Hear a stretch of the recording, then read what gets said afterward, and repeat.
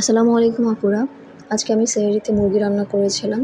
আমি আজকে আপনাদের দেখাবো আমি কীভাবে মুরগিটি রান্না করেছি। একটু আলাদাভাবে আজকে রান্না করেছি। তো চলুন শুরু করি।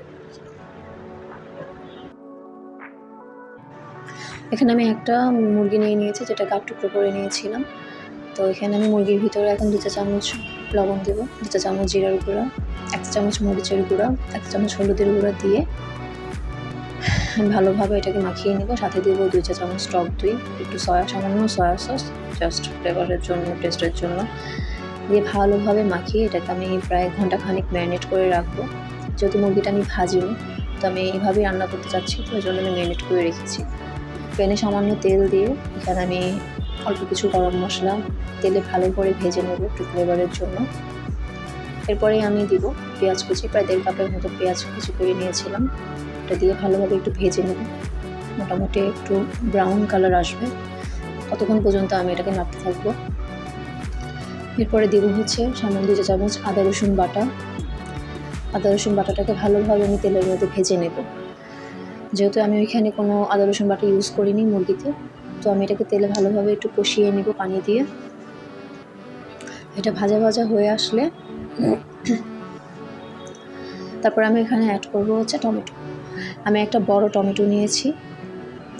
টমেটোকে আমি টুকরো টুকরো করে এখন কষানো মশলার ভিতরে দিয়ে দিব। এটাও প্রায় কিছুক্ষণ টমেটোটাও আমি কিছুক্ষণ কষিয়ে নেব।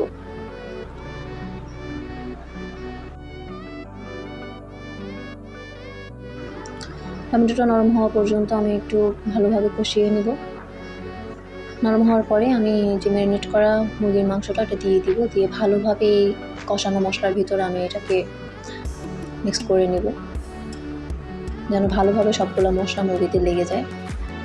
এরপর আমি একটু কাঁচামরিচ এখন অ্যাড করে দিব, যেন আমি কাঁচামরিচটা পরে দিয়েছি, এতে কাঁচামরিচের ফ্লেভারটা একটু ব্যালেন্সে থাকে, ভালো আসে কাঁচামরিচের ফ্লেভারটা।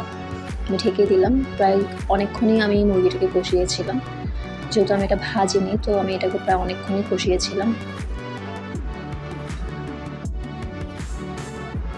আমি আগে থেকে কিছু আলু ভেজে রেখেছিলাম, তো এটাকে আমি এখন মুরগির সাথে দিয়ে দিব। ভালো করে আলুটাকেও মাংসের সাথে কষিয়ে নেব।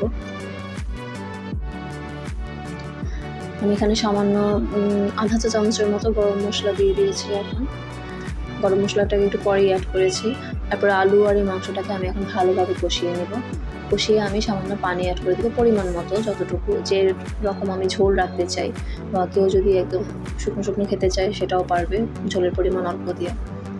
এই তো আমি আমার টেস্ট অনুযায়ী ঝোল রেখেছি, তো হয়ে গেল কমপ্লিট।